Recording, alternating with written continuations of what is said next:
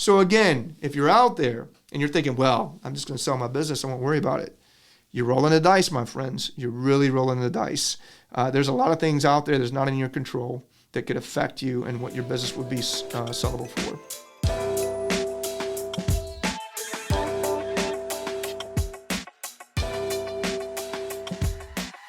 Hey, boys and girls, welcome back to Building Wealth with Dr. Wheeler. I'm Dr. Wheeler, big shocker there. Great stuff for you today. Again, we've been talking about entrepreneurship and side hustles. Now we've made all that money. You guys are churning and burning and gotten more cash you know what to do with. Now we're going to look at how do we save it now that we're entrepreneurs. So strap in, get your notepad ready, and let's get going. So, right, we've started our job. We got the side hustle going. We're now profitable. And let's remember that key word, right? Profitability. Right? For those of you who are looking to start your own business, that's probably not going to work. That's the word you're probably not going to say a lot in the beginning, right? I would say, of course it varies by industries when profitability should take place, and some things you can help with that is look at some of your competitors, some other businesses that do what you do, and maybe ask them how long it was before they turned profitable. But just in terms of general sense of generality, I would say in the first year, you're probably not going to be profitable. Maybe not even until the second year. I think the number one goal, year one, is profitability. Why? Because that makes you sustainable. If you're not profitable, you're not sustainable. If you're not sustainable, you're unemployed. And then you're back to job interviews and all that other junk that we don't want to do, right? So always think about profitability in your mind. When you do something, when you make a purchase in your business, when you approach a client, when you look to buy a piece of equipment or a piece of software or marketing, you always have to ask yourself, how is this going to make me profitable, and when? When do I plan on getting a return on this investment? What does that look like? Can I sustain myself until I get that return on my investment? So let's say we've done that step, right? Let's say, because this is not a class on how to be profitable in business in general, right? Too many businesses, too many personalities, too many variables. Let's just assume you guys figured it out for now, and you're now looking at being profitable. I just want to make that point of profitability, that you cannot start saving money if you're not profitable. And some of you may be laughing, right? You may, well, of course, duh. But I'm telling you, too, I've seen it time and time again where people start their own business and get hung up about, well, I was putting 15% of my salary away in my 401k when I have a job, so I'm going to do that here too when I'm starting my own business.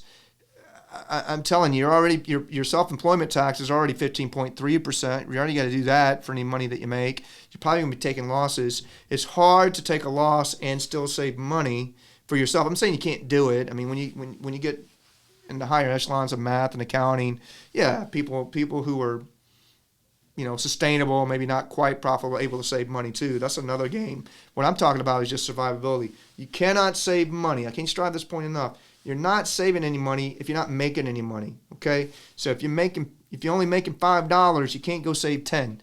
And again, it may seem like simple math. It may seem like I shouldn't even have to say that, but I've run into too many entrepreneurs or self-employed people who don't understand that concept, or who fool themselves into thinking they're going to make money down the road. In essence, they're putting themselves in debt by saving too early, okay?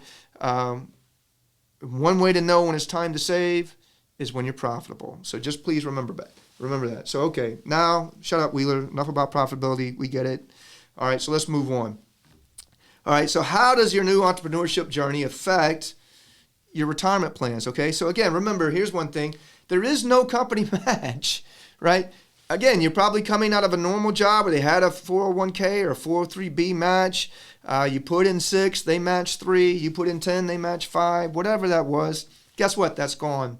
Okay, you're just starting out. So I'm gonna talk to you as if you're just starting out. Now, of course, you can have a 401k plan at your own company at some point in time, and we'll get to that. But let's just baby step this thing through. You just started out, day one of profitability. You got an extra $100 that you need to do something with. That you've already eaten out, you've already celebrated, you've already bought gas and food. Now you generally need to put money away for retirement. Best way you can do that, just starting out, I would say is probably a traditional IRA, right? Just a traditional IRA. Now, I know a Roth IRA out there's got a lot of positive press, right? It's almost like those old Bud Light and Budweiser Bud Bowl commercials in the Super Bowl. Which one's better, right? You know, they actually bet on those, who's going to win, which is insane, right? Because it's already been pre-recorded. It's not a real game. I mean, someone somewhere knows who won the Bud Bowl. But that aside, right? It's the same with a Roth IRA and a traditional IRA. Roth IRA's got a lot of positive press out there, and I'm not saying it's not undue. They're a great vehicle. And then for those of you who don't know, we have our traditional IRA here and a Roth IRA here. And what's the difference? The traditional IRA works just like your 401k did at work. It grows tax deferred. What's that mean? That means you haven't paid taxes on it yet. That means a client gives you $100. You take that $100, you put it right in a traditional IRA. You don't pay taxes on it. It grows, and it grows over time. And let's say it grows to $10,000. Well, guess what happens, right? You haven't paid taxes on it yet. Guess what Uncle Sam likes to do? Being the true pimp that Uncle Sam is, he wants his money. He wants his cut. So you're going to have to give Uncle Sam some of that $10,000. And it's going to be, at that point in time, whatever you're making plus whatever that contribution goes towards. So let's just, you're just going to pay income tax on it. I'll put it that way. And whatever your income is at that time, plus what you're going to pay there. So it could be 20%, could be 36%. I mean, as you get older, the more money you make, the more taxes you're gonna pay. That's just a constant. It very rarely goes down, especially if you're self-employed. So just realize that in a traditional IRA, you haven't paid taxes on it. You haven't paid taxes on it yet, right? So then you got a Roth IRA, right? With a Roth IRA, you pay taxes on it now, and then it grows tax deferred, it grows tax free. And so you've already paid taxes on it. You never had to pay taxes on it again, right? So let me correct myself. I think I said traditional IRA is what you used to start with. It's really a Roth IRA. So you need to start with a Roth IRA first versus a traditional IRA, right? And here's why. Because when you're starting out, your Roth IRA, you're going to pay taxes on that money that you made now. So if you're only making 10 grand a year, 20 grand a year, you're at the lowest tax bracket, maybe 10%, 15%, whatever it is. So out of that $100, you're only going to pay 10 or 15 bucks, right? And now when you're in the future, when you're hopefully older at 70 or 75 and you want to start taking that money out and you're making $1 million a year, well, you've already paid taxes on that first 100 and now you don't have to pay taxes on it again. And then now if it's 10 grand or 20 grand, that's your 10 or 20 grand. So again, it makes sense. It's just so I correct myself, it makes sense to start off early with your Roth. When you're in a low tax bracket, you want to go ahead and pay taxes on it now. Now, conversely, if you're in a high tax bracket and you're starting a side hustle and you're already paying 36% in taxes, then probably a traditional IRA works best for you because why? You haven't paid taxes on it yet and you're already at the highest tax bracket. And so hopefully later in the future, when you're older self, when you do pull out that money at 80, 82, whatever it is, that hopefully you'll be at a lower tax bracket then. So again, when you're just starting out and you're not making a lot of money and you want to save some, a Roth IRA makes sense. If you're just starting out and you're already making a ton of money, then probably a traditional IRA makes sense. So the point is you probably want to speak to somebody to make sure, maybe a financial professional, maybe your CPA, but you do want to probably start with one of those two vehicles. And for most of you, that's going to be a Roth IRA. If you want to know just for me, like when I started this company, when I came away from Edward Jones, Edward Jones had a great 401k, profit sharing, life was great. But the price you pay for being your own boss is you leave that, that type of lifestyle behind. There's no longer a company match. And so I'll tell you, for the first couple of years, no, I was not contributing to my retirement fund. And some of you may be like, Wheeler, you're old. Aren't you like 50?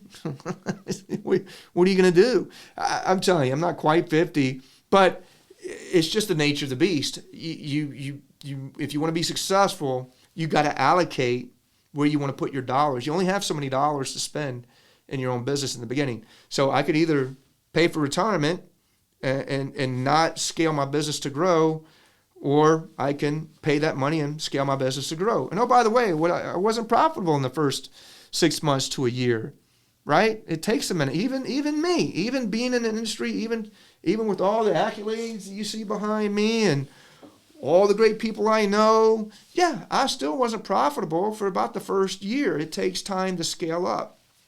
So even if you know what you're doing, I'm not saying I'm a genius, but I kind of know what I'm doing. Even if you know what you're doing, you still probably won't be profitable. So please remember that you're probably not going to be saving money for the first year. If you do, for the most of you out there, a Roth IRA is going to make sense for you. And why? Because you're going to pay on those taxes now when it's low, and then forget about it, and you never have to worry about it again. After the Roth IRA, for most of you, is probably going to look something like a SEP IRA. Now, SEP IRA is a fancy word. It's basically like a traditional IRA on steroids. All it does is it's a vehicle for self-employed people to kind of have their own 401k without a lot of paperwork. And it's really easy. It's as easy to set up a SEP IRA as it is to open up a checking account. Not a lot of paperwork needed, right? And so now it just allows you to contribute more money than that $6,000 or that $7,000 if you're over 50, contribute more money into your retirement plan. So once you become more profitable and you don't have any employees yet, and I'll get to that in a minute, but that's probably pretty key.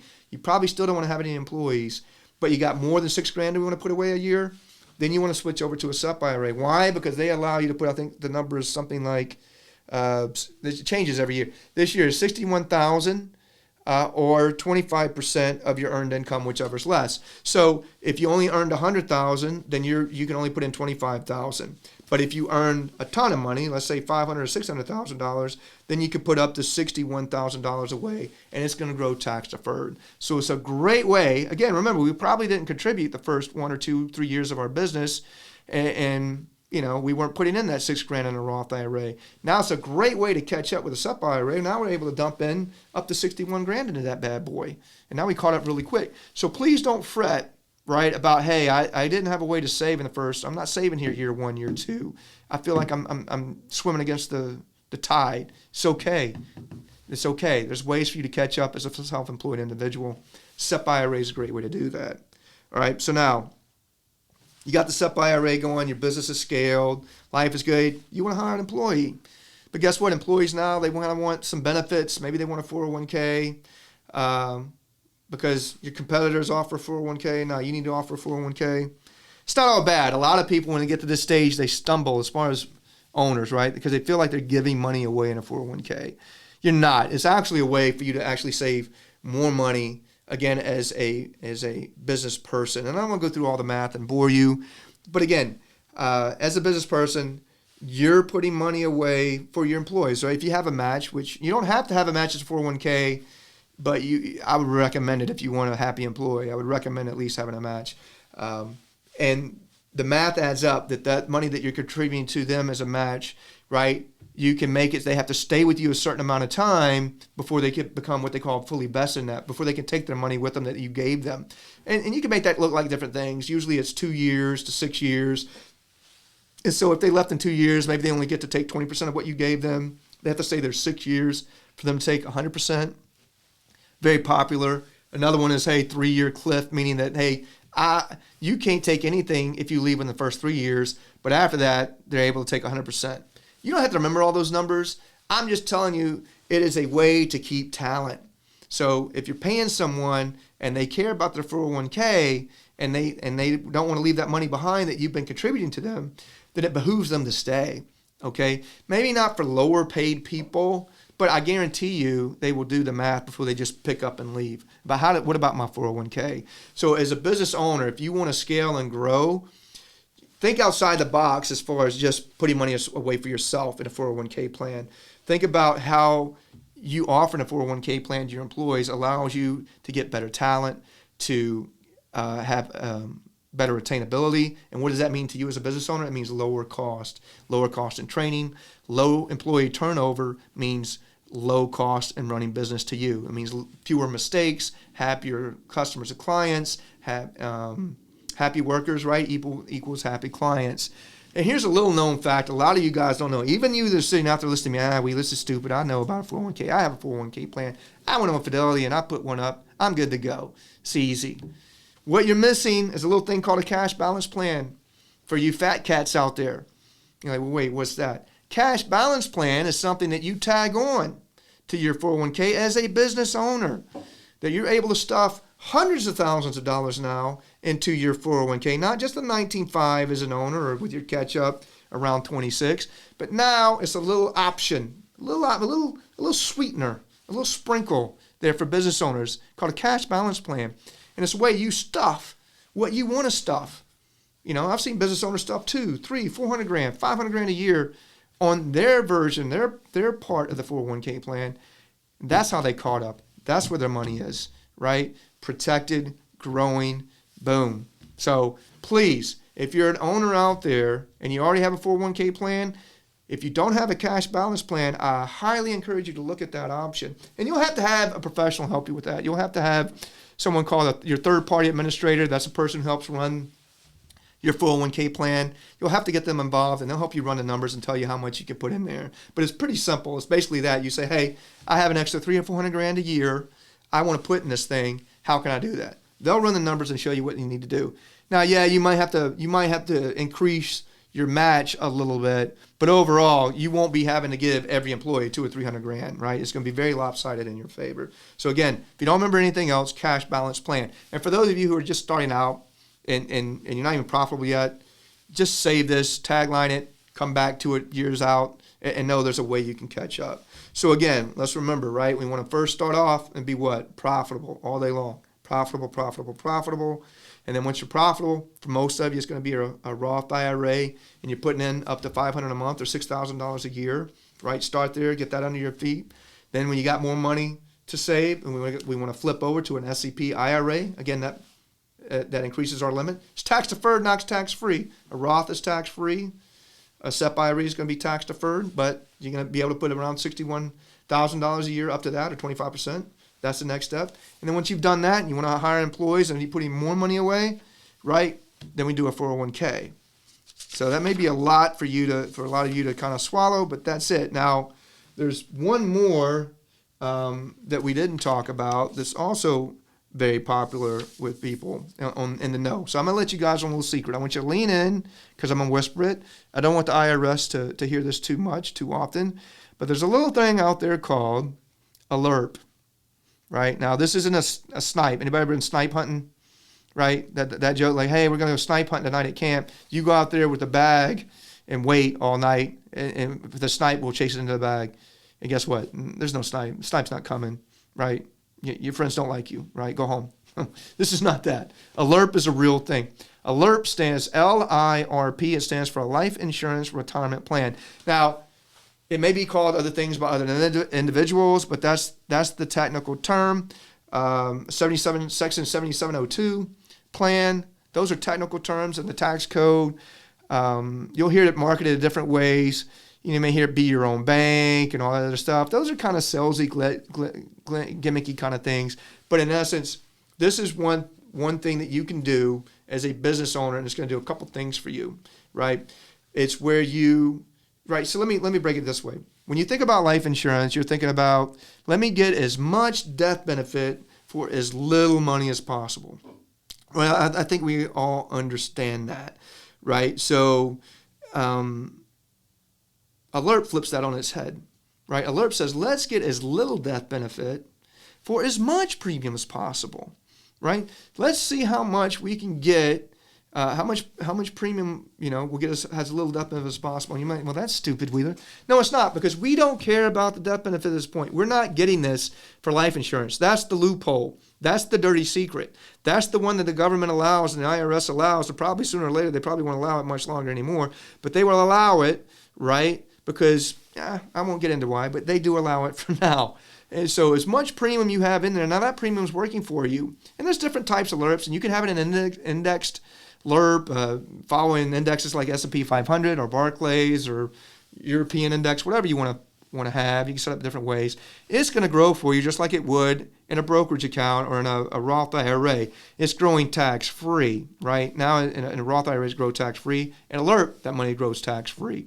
It's a long-term investment, though. You don't want it for just a couple of years. You want to have this thing for 10 or 20 years, and it's going to bring up that cash value.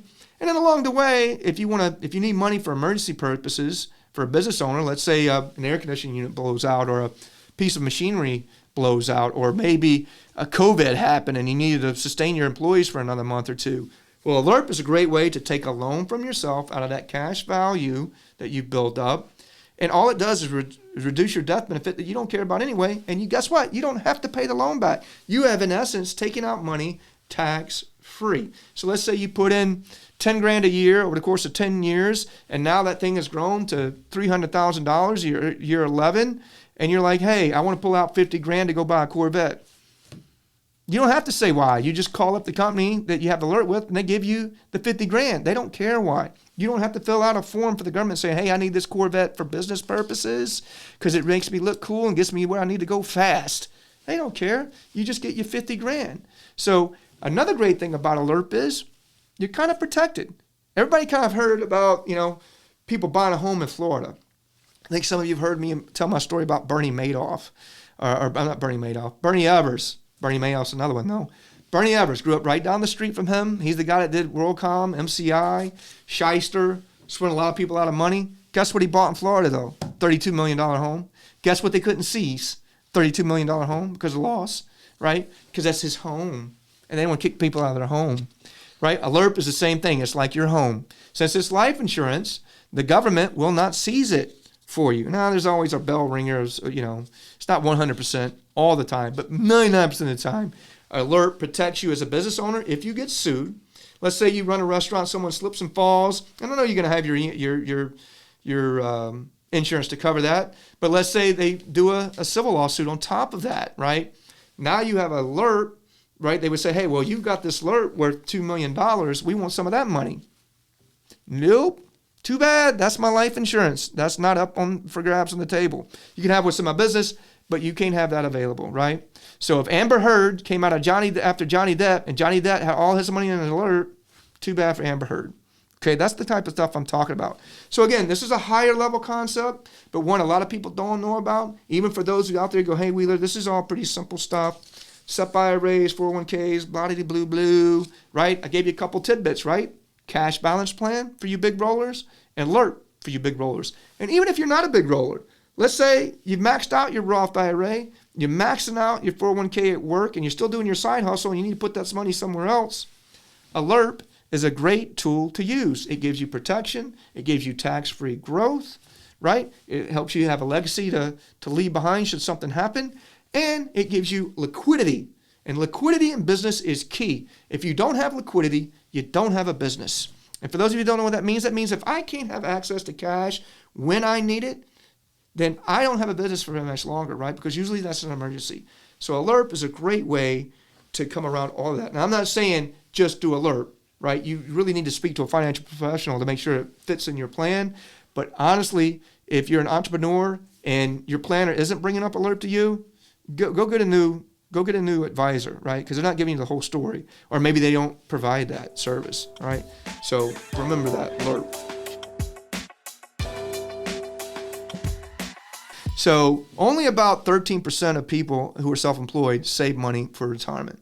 That's, again, almost 1 out of 10. I don't know what's special about that 1 out of 10, but only 1 out of 10 guys and girls out there are saving money for their retirement. And again, I kind of spoke to that a little bit.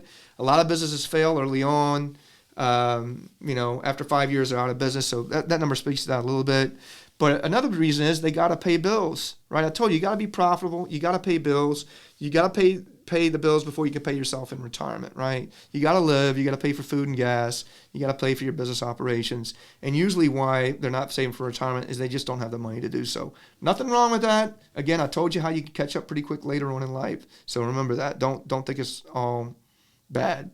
Also, another reason is a lot of people plan on selling their business when they retire. Okay?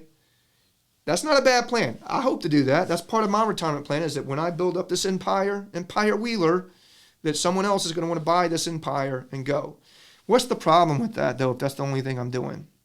The problem is I better hope it sells. I better hope that somebody wants this clump of whatever this is, whatever that is you're building and is your business. It's got it. What are you selling them? Okay, what type of business are you in? And if I'm going to buy it, what am I getting? If it's a services business, right, like mine's a service business, it's not brick and mortar, what are they getting? So in my instance, they're getting my clients, hopefully, and I hope move my clients over there. If you're a restaurant, obviously you're hoping that your restaurant is something that people want. I have a friend who ran a pizza place for 15 years. He tried his best to sell that business for 2 years, and it was a leased space. He didn't even own the brick and mortar. It's a leased space, brick oven, pizza oven, some stuff like that, restaurant material. 2 years, guess what happened? Nobody bought it.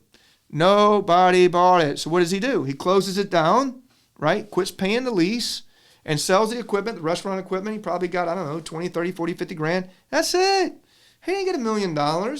He didn't get 3 times EBITDA, or whatever the cool thing is that somebody wants to use, meaning revenue. He didn't get 3 times the revenue of annual revenue as a buyout. None of that. No one asked him to stay on as a CEO. Closed down his shop, got a $50,000 consolation prize, and out the door he goes after 15 years. So again, if you're out there and you're thinking, well, I'm just going to sell my business, I won't worry about it. You're rolling the dice, my friends. You're really rolling the dice. There's a lot of things out there that's not in your control that could affect you and what your business would be sellable for. So again, when you're looking at retirement plans, think about you, think about growth, think about your employees. Think about that story with, Shaq talking about to Kobe that he's not passing the ball enough, thinking about, his other employees. And Shaq told Kobe, hey, there ain't no I in team. Everybody heard that. So old, right? Hate that phrase, right? So you know what Kobe said to Shaq? He goes, yeah, but there sure is an M-E in that mofo. So me, right? So think about that, right, with a splash, right? Think about yourself, but also think about your employees when it comes to saving for retirement. So this leads us into what are your options again? Just going to want to recap from above, right? We talked about a traditional IRA and a Roth IRA. For most of you, the Roth IRA is going to make sense. You want to graduate to a SEP IRA. A lot of real estate agents, almost every real estate agent I know has a SEP IRA. It's just a great way to bump up and do quick. So if you're in a position where you're, hey, I'm going to be self-employed and I'm not going to have any employees, then for you guys, probably a SEP IRA is going to make the most sense, and then skip over the 401k part and probably go right to the LIRP. Again, there is a solo 401k. I'm not going to get into that. Again, that's for a one person. I have a 401k. It makes sense in certain instances, but for the majority of you out there, there's probably a SEP that's going to be best for you, and then combo that up with maybe a LIRP. Again, look to a regular 401k when you have employees.